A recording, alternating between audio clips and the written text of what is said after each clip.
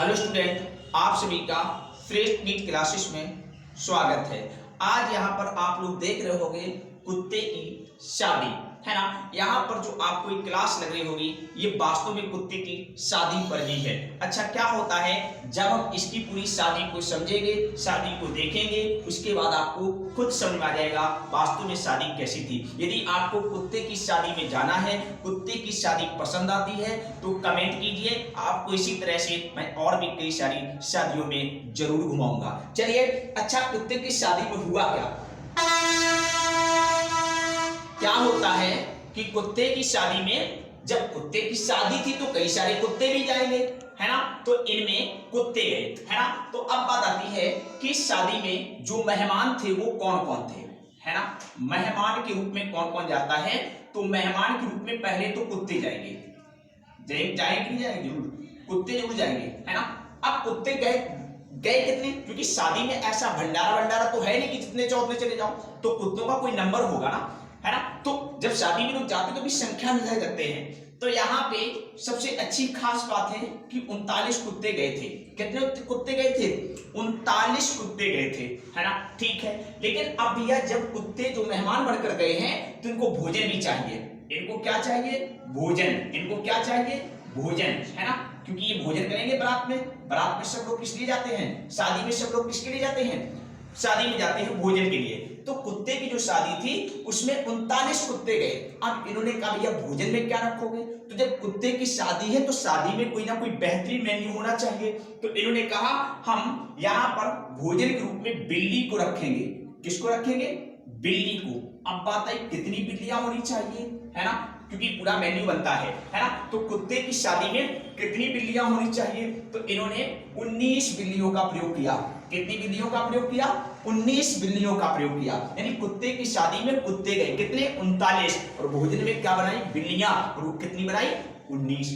अब कुत्ते के मन में विचार आया कि हम भैया जो हमारा सबसे पसंदीदा, सबसे बेहतरीन जो व्यक्ति है, जो मुझे लाइक करता, जिसे मैं लाइक करता हूं, वो है मानव, है ना। तो मेहमान के रूप में मानव को भी बुलाया जाए।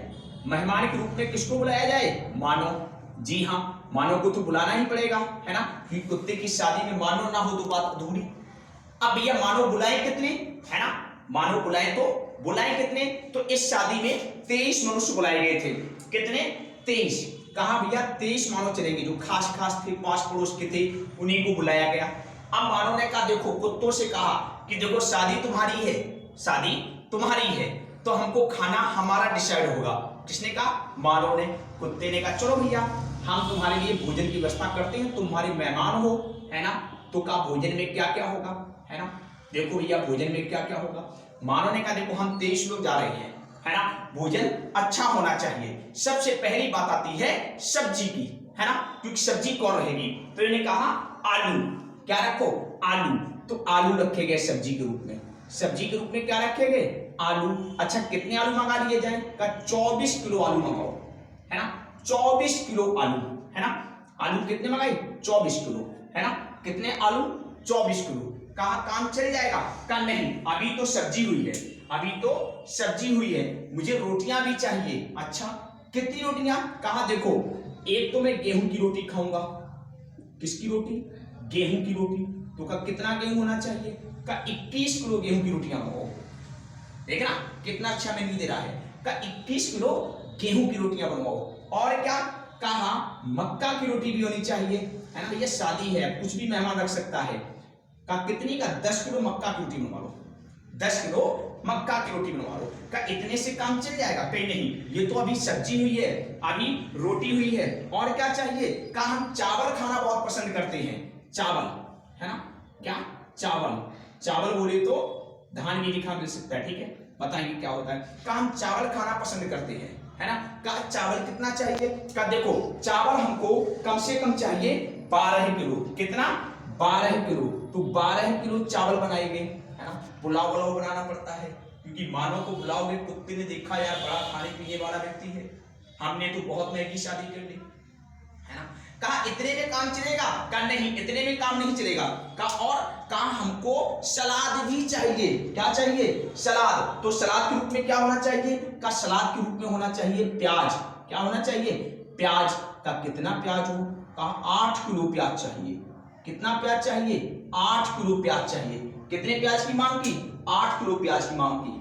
अच्छा और कुछ चाहिए कि हाँ क्या, का हम फल भी खाते हैं।